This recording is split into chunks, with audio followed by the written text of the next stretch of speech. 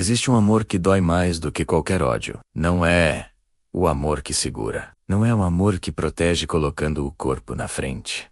É o amor que solta, que abre as mãos quando tudo dentro de você grita para fechar. Que entrega o que mais ama porque é a única forma de salvar. A maioria das pessoas nunca vai precisar fazer isso de verdade. Joquebed precisou. Ela era mãe.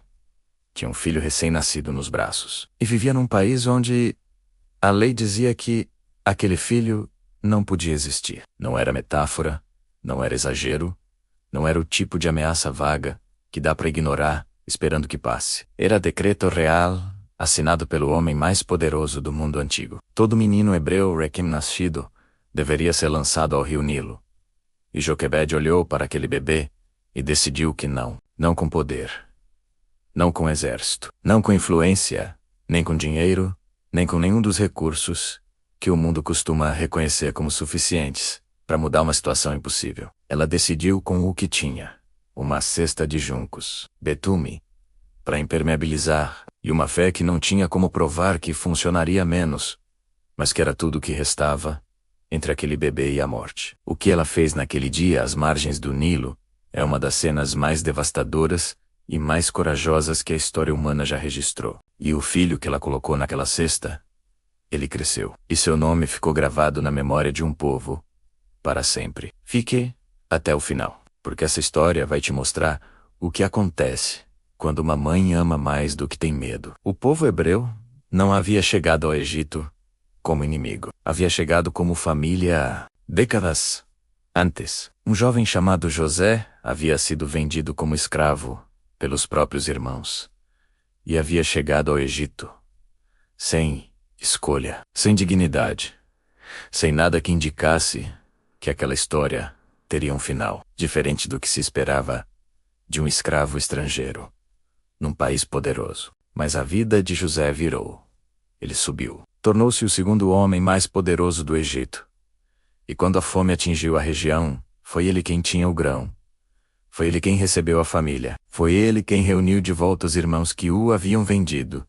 E o pai, que havia chorado a sua morte. O povo de Israel se instalou no Egito. Cresceu, multiplicou. Por um tempo estava bem, mas o tempo passou. José morreu.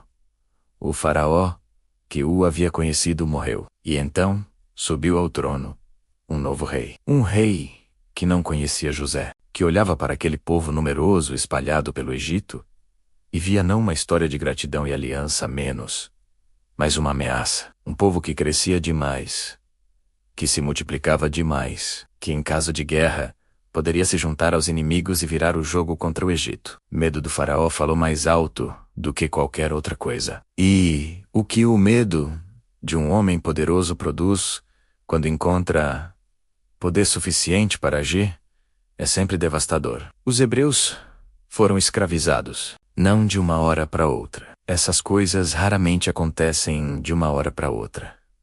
Foi gradual. Primeiro trabalhos forçados, depois condições cada vez mais duras, depois supervisores cada vez mais violentos, até o ponto em que o povo que havia chegado como família de um herói nacional estava curvado sob o peso de uma opressão que parecia não ter fim visível. Mas a escravidão não foi suficiente para o faraó, porque o povo continuava crescendo. E então veio o decreto. Ele chamou as parteiras hebreias, menos mulheres chamadas Sifra e Puá, e deu uma ordem que deveria ter sido simples de executar, para quem obedecia ao homem mais poderoso do mundo. Disse que quando ajudassem no parto das mulheres hebreias e vissem que era um menino, deveriam matá-lo. Se fosse menina, poderia viver. As parteiras não obedeceram. O texto diz que elas temiam a Deus mais do que temiam ao faraó, e continuaram deixando os meninos viverem. Quando o faraó as chamou para explicar, disseram que as mulheres hebreias eram mais vigorosas do que as egípcias, que pariam antes que as parteiras chegassem. O faraó não aceitou, e então veio um decreto ainda mais amplo, ainda mais definitivo. Todo filho que nascer entre os hebreus deverá ser lançado no rio Nilo. Não havia mais intermediários. Não havia mais a possibilidade de uma parteira com consciência desobedecer em silêncio. Era uma ordem pública, dirigida a todo o povo. E foi dentro desse mundo menos com esse decreto pendurado sobre cada gravidez, sobre cada nascimento, sobre cada família que esperava um filho, que Joquebede descobriu que estava grávida, o bebê nasceu. E era menino. O texto diz algo simples e ao mesmo tempo imenso, que Joquebede viu que ele era uma criança formosa, que havia algo naquele filho, naquele rosto, naquele ser que havia chegado ao mundo num momento tão hostil, que a fez tomar uma decisão que contrariava tudo que a lei do país mandava. Ela não ia entregar aquele filho. E então começaram os 3 meses mais longos da sua vida. 3 meses de segredo absoluto. Pense no que isso significava na prática. Um bebê recém-nascido chora. É a primeira linguagem que tem. É o único recurso que possui para comunicar que está com fome, que está desconfortável, que precisa de alguma coisa. Um bebê não entende de decretos reais. Não entende de perigo. Não entende que o som que ele produz naturalmente pode custar a própria vida. Joquebede sabia de tudo isso. E ainda assim, ficou. Cada vez que o bebê chorava, havia o coração disparando. Cada barulho do lado de fora da casa, havia o congelamento do sangue nas veias. Cada visita inesperada havia a necessidade de agir rápido, de cobrir, de distrair, de encontrar uma forma de fazer aquele momento passar, sem que ninguém descobrisse o que estava escondido dentro daquela casa. 3 meses.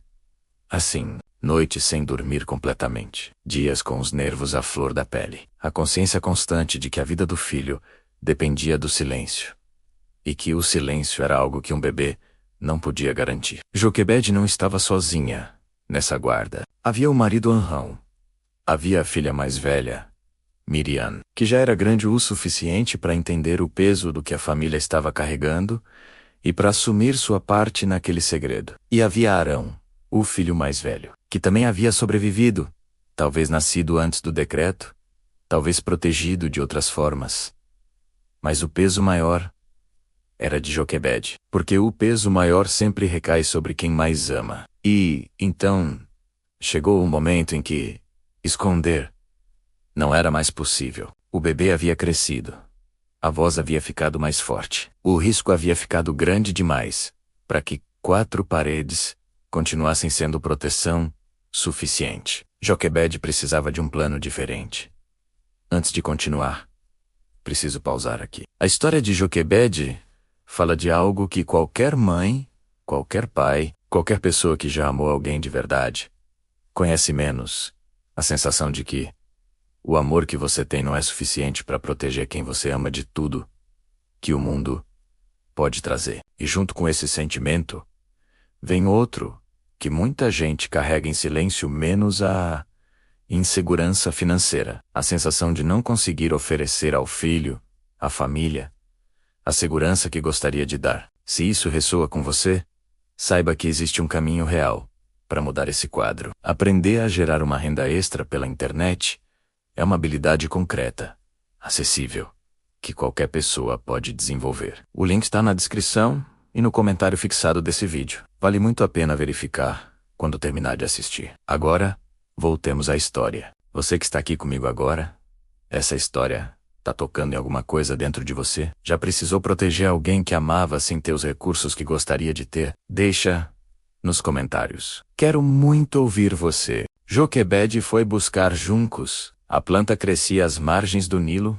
em abundância. Era resistente, maleável, o tipo de material que as mãos certas conseguiam transformar em algo sólido o suficiente para aguentar o peso de um bebê e a pressão da água. Ela trançou a cesta e então a impermeabilizou com betume e piche, os mesmos materiais que os hebreus usavam nas construções que faziam para o faraó. Uma ironia que a história guarda sem comentário, mas que qualquer pessoa que presta atenção consegue sentir. O instrumento da opressão se tornando o instrumento da sobrevivência. Quando a cesta estava pronta, Joquebede colocou o filho dentro.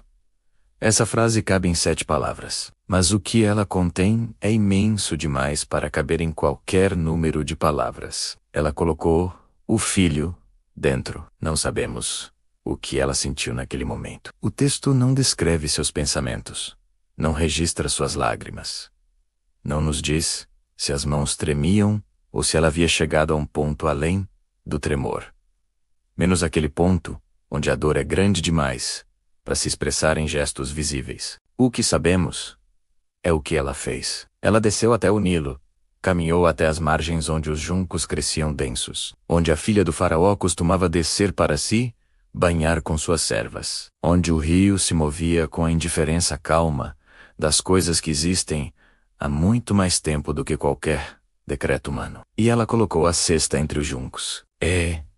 Soltou. Há um momento específico nessa cena que nenhuma palavra consegue alcançar completamente. O momento em que os braços soltam, em que a cesta deixa de ser segurada e começa a ser carregada por algo que está fora do controle de qualquer mãe. O rio não faz promessas. A corrente não tem misericórdia nem crueldade. Tem apenas direção. E Joquebede ficou olhando, o texto não diz por quanto tempo. Não diz se ela ficou de joelhos na lama da margem ou de pé entre os juncos. Não diz se orou em voz alta ou em silêncio, ou se chegou a um ponto onde as palavras também haviam sido levadas pela corrente. Mas Miriam ficou. A irmã mais velha, ainda criança, se posicionou à distância para ver o que aconteceria com o irmão, para não perder de vista a cesta, para ser os olhos da família quando a mãe não conseguia mais ficar olhando. Era uma criança fazendo o que os adultos ao redor não tinham mais forças para fazer. E ela ficou. A filha do faraó desceu ao Nilo. Era uma rotina, uma das poucas coisas que os registros históricos confirmam como prática comum das mulheres da realeza egípcia, menos o banho nas águas do rio que era sagrado para aquela cultura, que era a espinha dorsal de tudo que o Egito havia construído. Ela foi com suas servas. E então viu a cesta entre os juncos. Mandou que uma das servas fosse buscá-la. Quando abriu, havia um bebê dentro. O texto diz que o menino estava chorando e que ela teve compaixão dele. Esse detalhe é um dos mais silenciosamente poderosos de toda a narrativa. A filha do homem que havia assinado o decreto de morte de todos os meninos hebreus olhou para um bebê hebreu chorando e teve compaixão. Ela reconheceu que era um dos meninos dos hebreus. Não havia engano possível. Ela sabia o que estava vendo. Sabia o que a lei do pai mandava. Sabia que aquele bebê existia em violação direta a uma ordem real. E mesmo assim, Miriam se aproximou, com uma coragem que só uma criança que ainda não aprendeu completamente o tamanho do perigo consegue ter, ou talvez com uma coragem que só existe quando o amor pelo irmão é maior do que qualquer medo. Ela se aproximou da filha do faraó e fez uma pergunta. Quer que eu vá chamar uma ama de leite das mulheres hebreias para amamentar o menino para ti? A filha do faraó disse que sim. E Miriam foi buscar Joquebede. O que aconteceu nos momentos seguintes é o tipo de coisa que desafia qualquer explicação, que não inclua a possibilidade que existe uma inteligência operando nos detalhes da história que vai muito além do que olhos humanos conseguem acompanhar em tempo real. Joquebede foi chamada para amamentar o próprio filho, pela filha do homem que havia decretado a morte daquele filho, dentro do palácio, com proteção real, com pagamento, com a segurança que nenhuma casa escrava no Egito poderia oferecer. A filha do faraó disse a Joquebede: leva este menino e amamenta-o para mim, e eu te darei o teu salário. Não sabemos quantos anos aquele tempo durou. Os estudiosos debatem menos. Alguns falam em 2 anos, ou outros em mais, mas o texto é claro sobre o que Joquebede fez durante esse período. Ela criou aquele filho, não apenas com leite, com identidade, com memória, com as histórias do povo de onde ele vinha, com a fé que aquele povo carregava, com o nome do Deus que havia ouvido o clamor de escravos, num país estrangeiro, e que ainda não havia terminado de agir. Moisés cresceria no palácio do faraó. Aprenderia a linguagem do poder, a cultura do Egito, a educação dos príncipes. Teria acesso a tudo que aquela civilização tinha de mais avançado. Mas antes do palácio, houve o colo. E no colo havia uma mãe que havia arriscado tudo, que havia soltado quando todo o instinto mandava segurar, que havia colocado o filho numa cesta de juncos e confiado ao rio e a Deus o que não conseguia mais proteger sozinha. E Deus havia devolvido, não para sempre, apenas por um tempo, o suficiente para que Moisés soubesse de onde vinha, antes de descobrir onde estava. Quando o menino cresceu, Joquebede o levou à filha do faraó, e ele foi adotado como filho da realeza. O nome que ela deu a ele significava tirado das águas. Moisés, o menino que havia sido colocado no rio para sobreviver, que havia sido encontrado pelas mãos da mulher certa, no momento certo, que havia voltado para os braços da própria mãe, por um tempo que ninguém havia planejado, mas que foi exatamente o suficiente. Aquele menino cresceu e se tornou o homem que falaria cara a cara com um faraó, que levantaria o cajado sobre o mar, que conduziria um povo inteiro para fora da escravidão, que receberia a lei no alto de uma montanha e desceria com ela nos braços para um povo que ainda estava aprendendo o que significava ser livre. A história de Moisés é uma das maiores da Bíblia, e ela começa com uma mãe sem nome famoso, sem título, sem poder reconhecido por nenhuma lei daquele país. Uma mãe que amou mais do que teve medo, que soltou para salvar e que recebeu de volta, por um tempo de graça, o filho que havia entregado ao rio e a Deus, numa manhã em que a coragem havia sido a única coisa que ela ainda tinha. A história de Joquebede não está nos grandes capítulos da Bíblia. Não tem um livro com o seu nome. Não tem um cântico celebrando o que fez. Não tem um monumento. Não tem uma festa. Não tem uma data no calendário que lembre ao mundo que houve uma mulher que salvou o libertador de um povo com uma cesta de juncos e amor suficiente para soltar. Mas sem ela, não havia Moisés. Sem aquela mãe que havia olhado para aquele bebê e decidido que não ia entregar, que havia escondido por 3 meses com um coração na garganta, que havia construído com as próprias mãos o objeto que levaria o filho para longe dos seus braços, que havia caminhado até o Nilo sabendo que quando soltasse a cesta, não havia garantia nenhuma do que viria a seguir. Sem tudo isso, a história que o mundo conhece não existia. Há um tipo de contribuição que a história não registra com o barulho que merece, que acontece nos bastidores, nas casas, nos momentos que ninguém, além de Deus, estava vendo, que não tem plateia, não tem reconhecimento, não tem o peso externo de uma conquista que o mundo consiga medir, mas que muda tudo. Joquebede foi esse tipo de contribuição. E essa história é para qualquer pessoa que já amou alguém de um jeito que custou caro, que já soltou quando queria segurar, que já fez o que precisava ser feito sem ter certeza de que ia dar certo, só porque era a única coisa que o amor ainda conseguia fazer. Você viu algo de você mesmo nessa história? Já precisou soltar algo ou alguém que amava, porque era a única forma de salvar? Já fez algo pelos filhos, pela família, por alguém que ama menos, que custou mais do que você tinha, mas que você fez mesmo assim? Escreve nos comentários.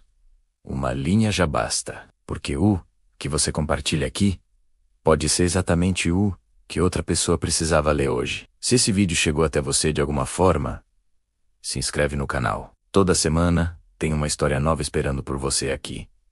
Histórias reais, com peso real, que falam de coisas que a gente carrega, mas raramente consegue nomear. O próximo vídeo já tá te esperando. Clica e assiste. Até lá!